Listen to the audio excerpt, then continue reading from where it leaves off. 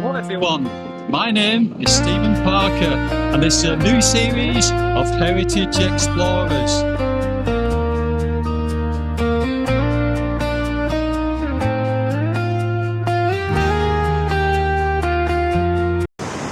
Hello everyone, today I'm beside the River Weir at Castleford and behind me is Queen's Mill. It was the largest stone ground flour mill in the world and it's absolutely colossal.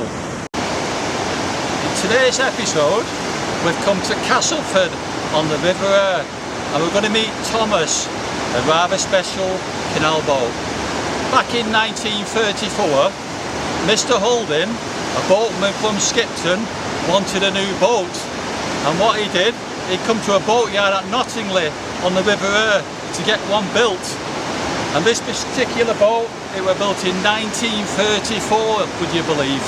And what he wanted special things for this boat. He wanted thicker metal for strength, and he also had the ribs of that boat put closer together. When it was constructed, it did trade on the Leeds and Liverpool Canal, and it also did maintenance purposes along it. After a good few years, British Waterways bought Thomas, and again, because it was such a strong boat with that steel, they used it for ice breaking duties along the Leeds and Liverpool Canal. After many years sterling service with British Waterways, it was decommissioned and it was sold. A local family from Wakefield bought the boat, and again they used it not only for contracting but for maintenance purposes and the occasional pleasure trip. And it was while it was being hired out, so to speak, for jobs near the confluence with the River Calder and River Weir. Yeah, the people who were working on that particular spot got wind that there was going to be a really bad storm.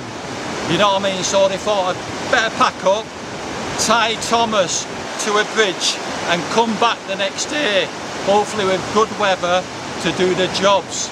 Unknown to them, they went home, and what happened next was a tragedy.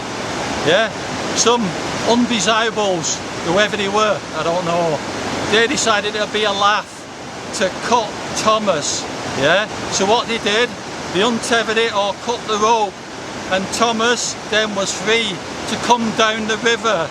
Can you imagine the sight of that, a boat hurtling down the river with all that flood water, no one on board to steer it?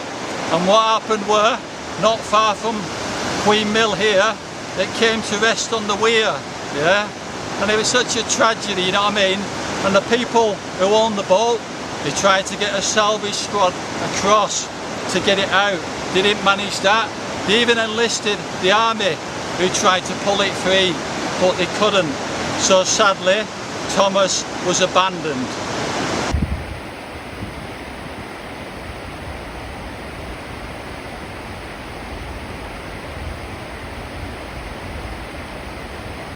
So Thomas was stuck on the weir, he'd been abandoned. Well, that weren't the end of the story, you know what I mean?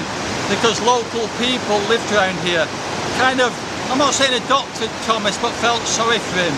And he became kind of a local landmark stuck in the river, you know what I mean? Anyway, the years passed by, as it does, and during times of drought, when the river level was really low, local school kids used to come on and play in him like he was a climbing frame, you know what I mean? And again, fast forward a couple of years, when we were building this very bridge we stood on, the Millennium Bridge, the contractors at the time offered to pull Thomas free so he could finally escape the River Weir. But the locals would have none of it. Like he said, at this point now he was much loved landmark and they wanted him to stop as an attraction.